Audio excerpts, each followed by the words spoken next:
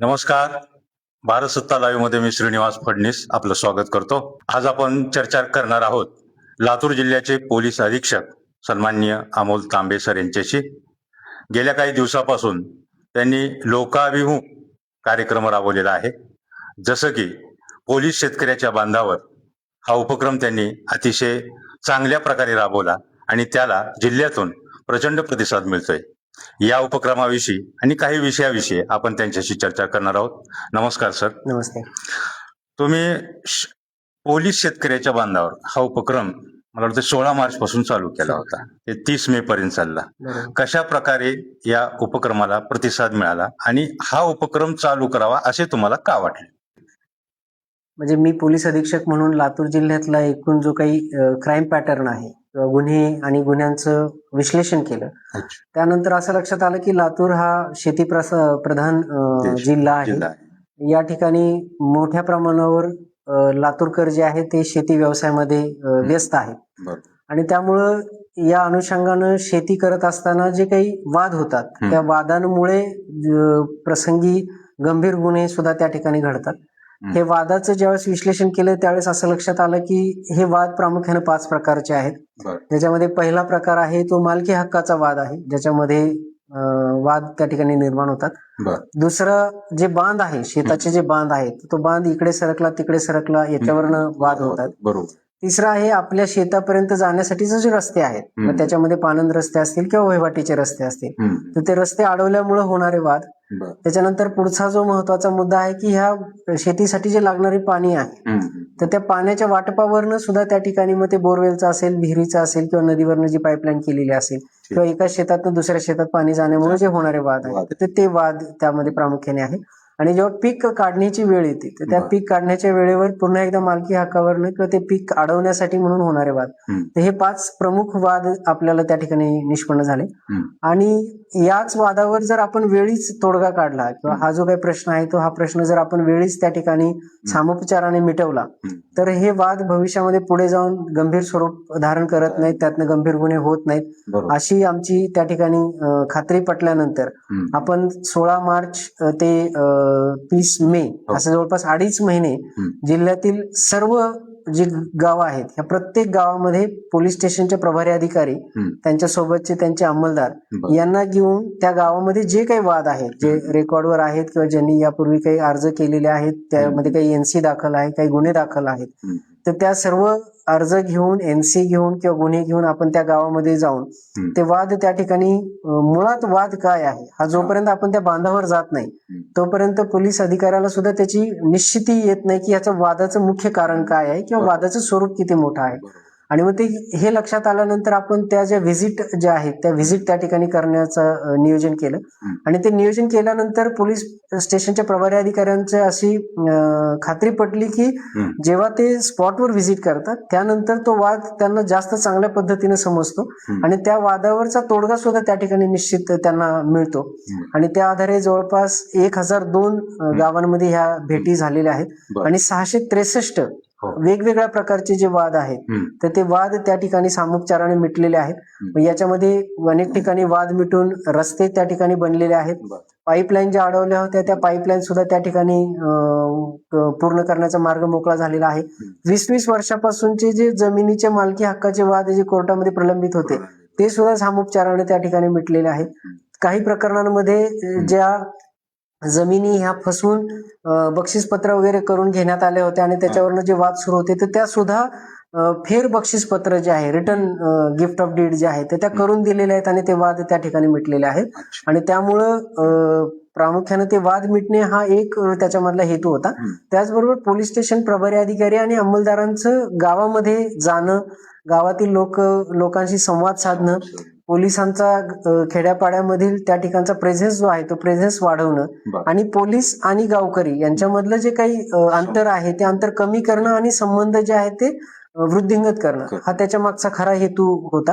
आणि तो या उपक्रमाच्या अनुषंगानं बहुतांश दृष्ट्या तो सफल झालेला आहे असं मला वाटतं. आता याच्यामध्ये न्यायालयीन प्रक्रिया असते, न्यायालयीन प्रकरण असतील हे पोलीस वाद, बिलकुल. त्याच्यामध्ये काही अडचण आली का तुम्हाला न्यायालयीन बाबतीमध्ये? बिलकुल नाही, कारण ह्याच्यातले जे वाद आहेत ते सिव्हिल प्रकारचे वाद असतात. परंतु जेव्हा त्या दोन पार्ट्या ज्या आहेत त्या समोरासमोर बसतात आणि एखाद्या चांगल्या व्यक्तीने जर त्याच्यामध्ये मध्यस्थी केली आणि ती जर मध्यस्थी त्यांना मान्य असेल तर त्यानंतर ते कोर्टात जाऊन ते दावे जे आहेत ते परत विड्रॉ करतात आणि त्यामुळे ते प्रकरण सुद्धा सामोपचाराने मिटतात. त्यामुळे त्यामध्ये कायदेशीर कुठली अडचण आपल्याला आली नाही. दुसरा विषय असा आहे की अशा प्रकारे म्हणजे हे तर दररोजचं आहे की गुन्हे घडतात, तपास करणं चालू. आता या उपक्रमामध्ये तुम्हाला भरघोस यश मिळालं, म्हणजे लोकांचा प्रतिसाद, गावकऱ्यांचा प्रतिसाद, जनतेचा प्रतिसाद मिळाला. आता या प्रामुख्याने याच्यामध्ये माझ्या ज्या 23 पोलीस स्टेशनचे जे प्रभारी अधिकारी आहेत आणि त्यांच्या सोबतचे दुय्यम अधिकारी, बीट अंमलदार असतील, यांनी याच्यात प्रामाणिक मेहनत घेतली. प्रामाणिकपणे त्यांनी ही संपूर्ण योजना राबवली आणि त्यांच्या मेहनतीचं हे खरं यश आहे. हे सर्व यश जे आहे ते सर्व पोलीस स्टेशनचे प्रभारी अधिकारी, दुय्यम अधिकारी आणि बीट हवालदार, त्यांचे मदतनीस जे आहेत तर त्यांचं हे यश आहे. जसं या उपक्रमाला चांगला प्रतिसाद मिळाला त्याचप्रमाणे आता पुढे कुठला उपक्रम तुमच्याकडे आहे की जो लोकाभिमुख असेल आणि पोलीस आणि जनता याच्यातलं अंतर कमी होईल? निश्चित हा जो उपक्रम आपण आता घेतलेला आहे तर हा फक्त या 2.5 महिन्यापुरताच मर्यादित नव्हता. आता आपण त्याला एक 3-4 महिन्यानंतर जेव्हा परत आता नवीन पेरण्या होतील सोयाबीनच्या, तुरीच्या आणि त्या अनुषंगानं, आणि जेव्हा ती पिकं निघायची वेळ येते तर त्यावेळेस साधारणतः ऑक्टोबर-नोव्हेंबर मध्ये पुन्हा ते वाद थोड्याने निर्माण होतात. तर त्यावेळेस आपण परत त्या सप्टेंबर, ऑक्टोबर, नोव्हेंबर या महिन्यामध्ये आपण पुन्हा एकदा पोलीस शेतकऱ्याच्या बांधावर हा उपक्रम पुन्हा करणार आहे. म्हणजे आपण हा वर्षातनं आता मार्च ते मे, त्याच्यानंतर ऑक्टोबर, नोव्हेंबर, त्याच्यानंतर पुन्हा मार्च ते मे, तर आपण हा सातत्यानं आता दर 3-4 महिन्यानंतर आपण हा उपक्रम चालूच ठेवणार आहे. त्यासोबतच आता शहरी भागातील जे प्रॉब्लेम्स आहेत, प्रामुख्याने शहरी वसाहती ज्या आहेत किंवा शहरी सोसायटी आहेत तर तिथले प्रश्न वेगळे आहेत. तर तिथल्या शहरी सोसायट्यांमधले जे प्रश्न आहेत तर ते समजून घेण्यासाठी आणि ते प्रश्न त्या सोसायटीमध्ये जाऊन सोडवण्यासाठी आपण पोलीस आपल्या सोसायटीमध्ये असा एक उपक्रम आता आपण सुरू केलेला आहे. कारण पोलीस शेतकऱ्याच्या बांधावर हा ग्रामीण भागाशी निगडीत होता. शहरामध्ये सुद्धा आपली लोकसंख्या मोठ्या प्रमाणावर आहे आणि सोसायट्यांमधल्या शहरी लोकांचे प्रॉब्लेम वेगळे आहेत. त्या ठिकाणी मग कदाचित सुरक्षेच्या संबंधित काही विषय असतील किंवा त्या ठिकाणचे इतर काही जे विषय असतील जे काही पोलिसांशी निगडीत आहेत, काही इतर विभागांशी निगडीत आहेत, तर ते त्यांच्या सोसायटीमध्ये जाऊन ऐकणं आणि मग त्यातले जे विषय पोलिसांशी निगडीत आहेत ते थेट सोडवणं आणि जे इतर विभागांशी निगडीत आहेत त्या विभागांशी समन्वय साधून देणं. तर याच्यासाठी आपण जवळपास 11 पोलीस स्टेशनच्या हद्दीमध्ये 300च्या आसपास ज्या सोसायटीज आहेत, म्हणजे मोठ्या मोठ्या वसाहती आहेत, कॉलनी आहेत, तर त्या ठिकाणी सुद्धा आता आपण पोलीस आपल्या सोसायटीमध्ये हा उपक्रम हाती घेतलेला आहे. आणि 15 जून पासून 30 जुलैपर्यंत 1.5 महिना हा उपक्रम आपला त्या ठिकाणी चालणार आहे. रोज पोलीस स्टेशनचे प्रभारी अधिकारी, दुय्यम अधिकारी रोज कुठल्या तरी एका सोसायटीमध्ये जातील. जाताना ते सोसायटीतली जे काही संबंधित आहेत त्यांना आधीच कळवतील की आम्ही येणार आहे, तर कृपया आपण त्या ठिकाणी उपस्थित राहू, महिला, पुरुष किंवा इतर सगळे. आणि मग त्यांच्या ज्या काही अडचणी असतील तर त्या अडचणी त्या ठिकाणी सांगतील. सार्वजनिक ज्या अडचणी आहेत तर त्या ठिकाणी तात्काळ सोडवल्या जातील. वैयक्तिक विषय जे आहेत ते सुद्धा ऐकून घेतले जातील आणि त्याच्यावर सुद्धा योग्य पद्धतीनं काम करण्याचं जे काय काम आहे तर ते पोलीस विभागामार्फत केलं जाईल. यातनंही दुहेरी हेतू आहे की नागरिकांच्या अडचणी त्यांच्याच सोसायटीमध्ये ऐकून घेतल्या जाव्यात, त्याचं निराकरण व्हावं आणि त्याचबरोबर पोलिसांची जी काही ओळख आहे ती पोलिसांची सुद्धा त्या सोसायट्यांमध्ये अधिकाऱ्यांची त्या ठिकाणी ओळख व्हावी आणि थेट पोलीस आणि जनतेमधला जो काही संवाद आहे तो संवाद वाढावा आणि अंतर कमी व्हावं, हा त्याच्या मागचा उद्देश आहे. तर माझा एक दुसरा प्रश्न आहे थोडा वेगळा या संदर्भात की अपघात प्रमाण वाढत आहे, अपघातावर उपाययोजना व्हावी, सातत्याने तुम्ही बैठका घेत आहेत, जनतेशी संवाद साधतायत वेगवेगळ्या माध्यमातून. पालकांनी सुद्धा जागृत होणं आता खूप गरजेचं आहे. आता जे 15, 16, 17 वर्षाचे विद्यार्थी गाडी वगैरे चालवतात, तर याबद्दल तुमचं मत काय आहे? निश्चित लातूर जिल्ह्यामध्ये रस्ते जे आहेत रस्त्यांची परिस्थिती खूप चांगली आहे. रस्ते नव्याने तयार झालेले आहेत आणि त्यामुळे वेग वाढलेला आहे, वाहनांचा वेग वाढलेला आहे. परंतु या वाढलेल्या वेगामुळे जे काही होणारे अपघात आहेत तर ते अपघात आणि त्यामुळे तिची जी संख्या आहे ती गेल्या वर्षी पण आपली वाढली होती आणि आताही या वर्षी त्या अपघाताची संख्या जास्त आहे. जास्त आहे. प्रामुख्याने याच्यामध्ये जवळपास 60% अपघाती मृत्यू जे आहेत ते मोटरसायकल स्वारांचे आहेत. बरोबर. आणि आम्ही त्या अनुषंगानं सातत्यानं जनजागृती करण्याचा प्रयत्न करत आहोत की हेल्मेटचा वापर त्या ठिकाणी जर वाढला तर ह्या अपघातातल्या मृत्यूंचं प्रमाण त्या ठिकाणी कमी होईल. आता याच्यातला पुढचा मुद्दा आहे की अल्पवयीन मुलांनी मोटरसायकल चालवणे आणि त्याच्यामध्ये अपघात होणे. तर आपल्याला रिसेंटली माहिती आहे, 1 आठवड्यापूर्वीच MIDC पोलीस स्टेशनच्या हद्दीमध्ये 5 नंबर चौकामध्ये त्या ठिकाणी मोटरसायकल स्वारांचा मृत्यू झाला आणि ती दोन्ही अल्पवयीन मुलं होती आणि त्यांच्या आजोबांच्या नकळत त्यांनी ती मोटरसायकल घेऊन त्या ठिकाणी आले आणि चौकात दुर्दैवाने त्यांचा अपघात झाला आणि त्या अपघातात दोन्ही मुलं जे आहेत ते दुर्दैवाने त्या ठिकाणी मृत्यू झालेला आहे. त्यानंतर जळकोटला सुद्धा 22 तारखेला गेल्या महिन्यामध्ये 18 वर्षाचा तरुण मुलगा घरातून मोटरसायकलची चावी घेऊन घरातल्यानं न सांगता घराच्या बाहेर पडला आणि पुढे 200-300 मीटरवर गेला. गाडी स्लिप झाली आणि त्या ठिकाणी तो पडला, त्याच्या डोक्याला इजा झाली आणि दुर्दैवाने त्याचा मृत्यू झाला. तर हे फार वेदनादायी आहे की अशा पद्धतीनं अल्पवयीन मुलं ही पालकांची नजर चुकवून किंवा पालकांची परवानगी न घेता अशा पद्धतीने मोटरसायकल चालवतात आणि चालवताना ते वेगाचं भान ठेवत नाहीत, नियमाचं भान ठेवत नाहीत, हेल्मेटचा वापर करत नाहीत आणि अशा अल्पवयीन मुलांचा त्या ठिकाणी दुर्दैवी मृत्यू होतो. परंतु याला पालकही तेवढेच जबाबदार आहेत, कारण आपल्या अल्पवयीन मुलांना वाहन चालवायला देऊ नये असं कायद्याने स्पष्ट त्या ठिकाणी निर्बंध घातलेले आहेत. आणि जर असं वाहन चालवायला जर पालकांनी दिलं आणि जर त्या वाहनाचा अपघात झाला तर त्याला पालक सुद्धा त्या ठिकाणी दोषी आहेत असे कायद्यामध्ये त्या ठिकाणी प्रावधान आहे.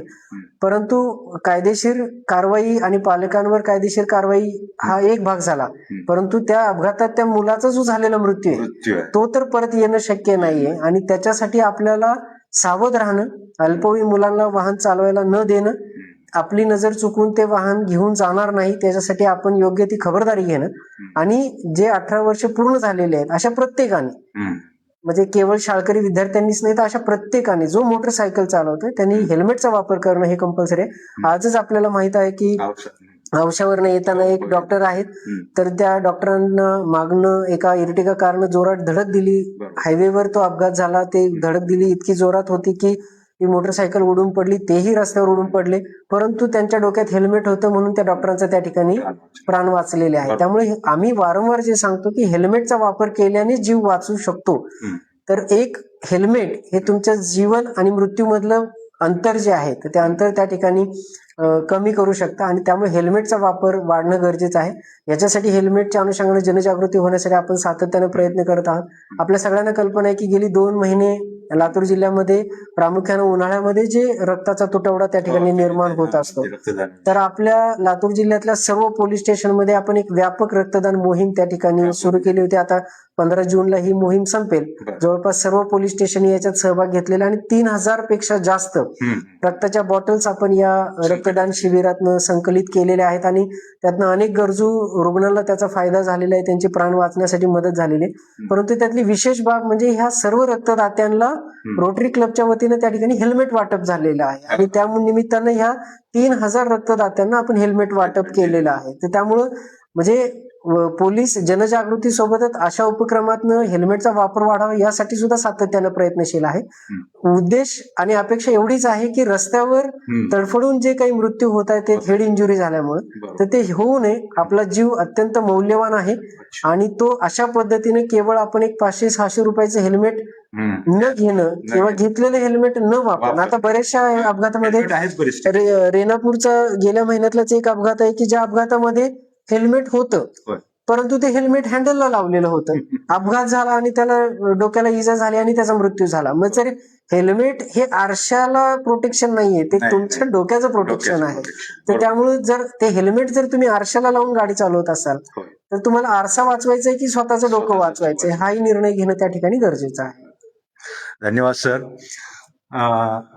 लातूरचे पोलीस अधीक्षक श्री अमोल तांबे सर यांनी बऱ्याच विषयाचा उलगडा केला आहे.